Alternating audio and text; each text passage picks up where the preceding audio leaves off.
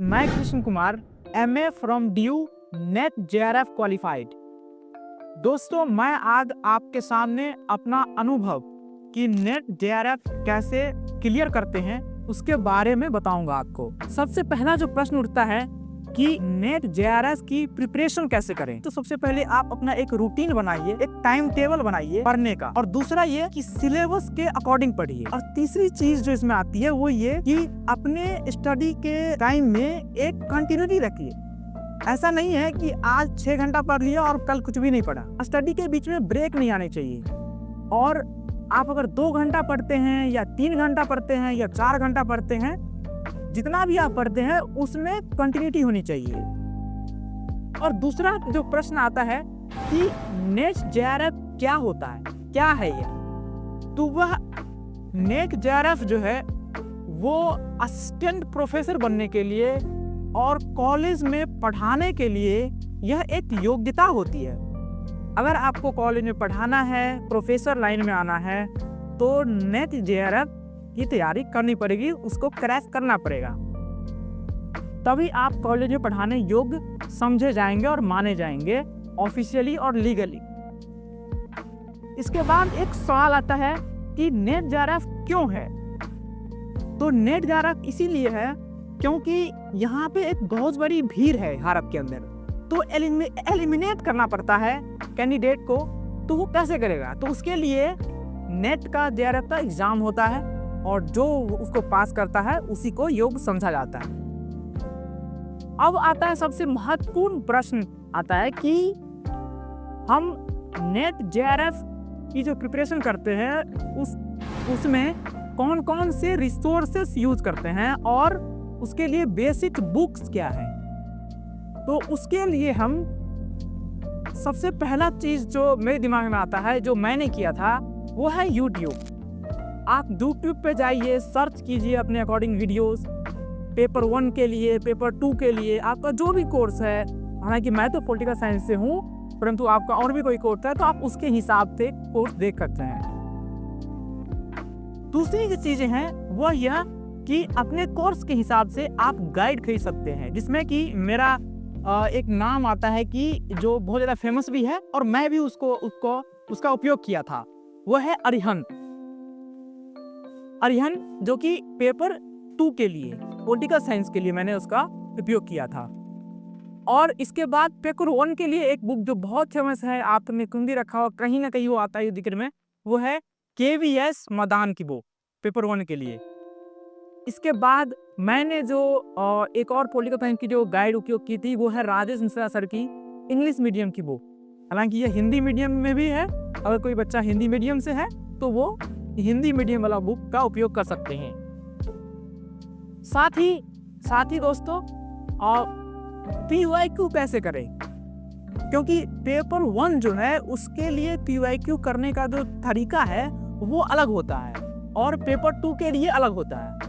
मैं आपको एक चीज क्लियर कर दूं कि पेपर 1 जो है उसके लिए PYQ जो है वो बहुत ज़्यादा महत्व रखता है, क्योंकि अगर आप उसमें अगर का सिलेबस देखेंगे आप, तो उसमें इतना क्लैरिटी नहीं है सिलेबस में, बस वो लाइन लिख दी गई है। अब उसमें क्या पढ़ना है, कैसे पढ़ना है, कहाँ से पढ़ना है, आपको कुछ आइडिया नहीं मिलेगा। और अगर आप पूरी बुक पढ़ने जाएंगे तो समझिए कि फिर तो बहुत सारा ज़्यादा टाइम जाएगा आपका, और उसमें से बहुत सारे क्वेश्चन आपको आएंगे भी नहीं था।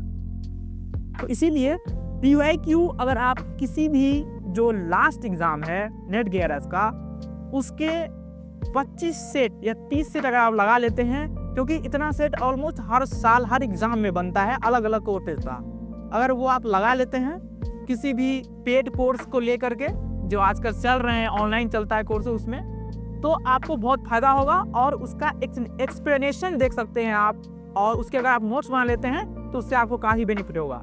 अगर आपका रिवीजन कर लेते हैं तो समझिए कि 25+ क्वेश्चन तो आप ठीक कर ही जाएंगे।